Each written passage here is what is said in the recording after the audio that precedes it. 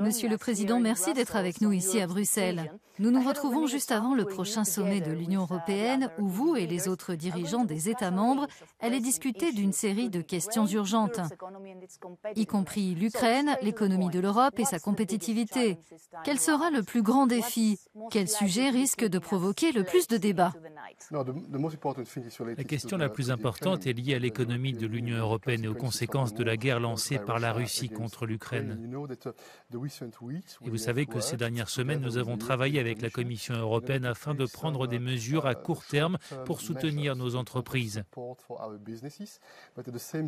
Mais en même temps, nous estimons qu'il est important d'aborder la compétitivité à long terme de l'Union européenne. Nous sommes confrontés simultanément à de nombreux défis.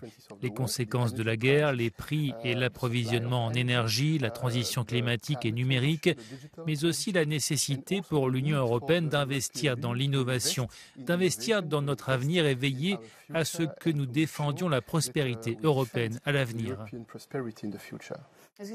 Comme vous l'avez dit, l'économie va être une question urgente lors de ce sommet. Mais que signifie la chute de la Silicon Valley Bank et du Crédit Suisse pour l'Union européenne? Doit-on s'inquiéter? Je reste confiant car vous savez que ces dernières années, nous avons beaucoup travaillé avec des experts européens et toutes les instances européennes afin de renforcer le système financier de l'Union européenne. Et bien sûr, vendredi matin, nous aurons un échange de points de vue approfondi avec le président de la Banque centrale européenne et Pascal Denau, puis tous les dirigeants ensemble. Mais nous surveillons ce qui se passe en Suisse, aux États-Unis, et je suis convaincu que nous avons les bons outils pour maintenir une situation stable.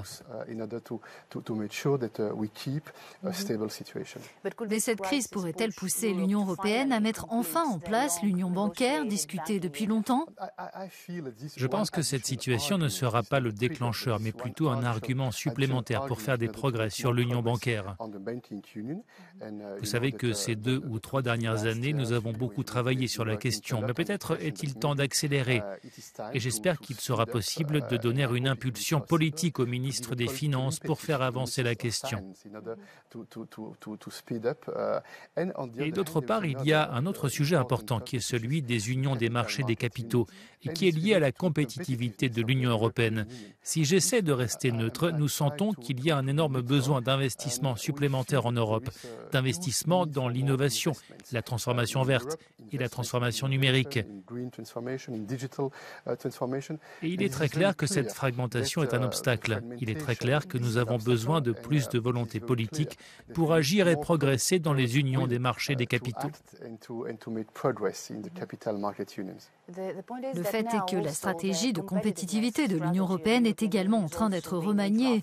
Pensez-vous que la proposition actuelle est suffisamment solide pour contrebalancer le volet Buy American de l'Inflation Reduction Act voulu par les États-Unis? Oui, je reste confiant parce que, vous savez, avant même que les États-Unis n'aient mis ce plan en place, nous, au sein de l'Union européenne, avons pris des décisions plus audacieuses avec le fonds de relance, le cadre pluriannuel et aussi nous avons discuté de tous les outils et moyens financiers au niveau national, car tout ceci est un seul et même sujet. Mais d'un autre côté, il est très clair que c'est le bon moment pour prendre les bonnes décisions, et notamment dans le domaine de l'innovation, de l'investissement, mais aussi dans les compétences, ce qui sera aussi un défi crucial à l'avenir. Passons à l'économie. Aujourd'hui encore, l'Ukraine est toujours en tête des préoccupations. Et il y a eu un accord conclu cette semaine pour envoyer à l'Ukraine 1 million d'obus d'artillerie au cours des 12 prochains mois. Est-ce que cela marque un tournant dans la guerre? Je pense que c'est d'abord extrêmement important afin de soutenir l'Ukraine. Vous savez, il y a quelques semaines, Zelensky était ici à Bruxelles. Il a eu l'occasion de discuter avec tous les dirigeants pour que ceux-ci fournissent plus de matériel militaire, plus de soutien militaire. Et je pense que ce que nous faisons est également extrêmement important pour l'avenir de l'Union européenne. Cette décision de coopérer pour l'achat en commun de munitions que nous avons prise il y a quelques jours est une décision concrète pour une vraie défense européenne. Et vous savez que dans le passé, nous avons discuté de cette question. Pour certains, c'était un débat théorique. Non, c'est la réalité. Et de fait, juste après le début de l'invasion de l'Ukraine, nous avons pris des décisions audacieuses. Lorsque Josep Borrell a décidé de mettre en place la Facilité européenne pour la paix et de fournir du matériel militaire létal à l'Ukraine, il était encore impossible d'imaginer une telle décision. Et entre les premières semaines du début de l'invasion et la situation actuelle, un an plus tard, cette décision est un pas de plus vers cette ambition de défense européenne.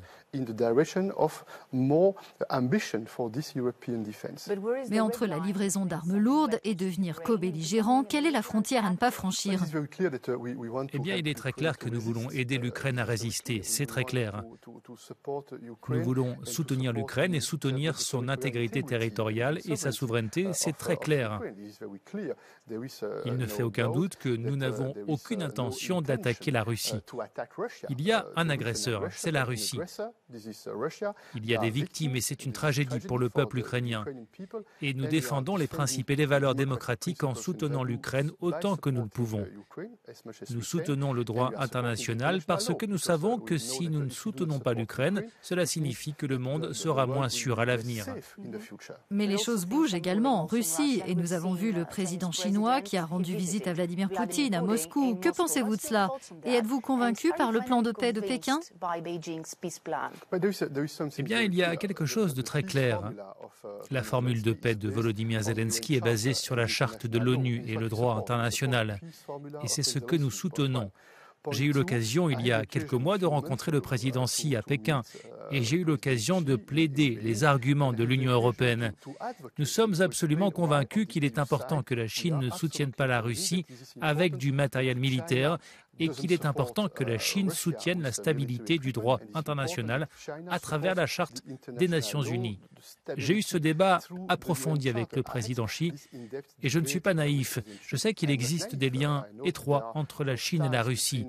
Mais d'un autre côté, je pense que dans ces circonstances, il est très clair que nous devons nous engager avec la Chine, non pas parce que nous sommes d'accord sur tout avec la Chine, au contraire, mais parce que nous devons défendre nos intérêts et défendre nos principes.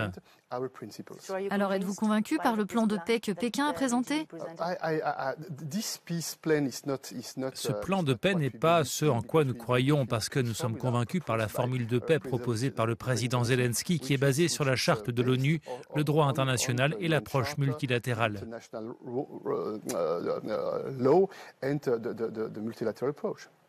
Monsieur le Président Charles Michel, merci d'avoir été avec nous.